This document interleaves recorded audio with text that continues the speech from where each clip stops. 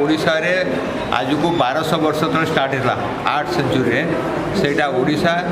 waste Bengal Jharkhand Bihar Nepal Thailand ए सबुठी पखाड़ खाती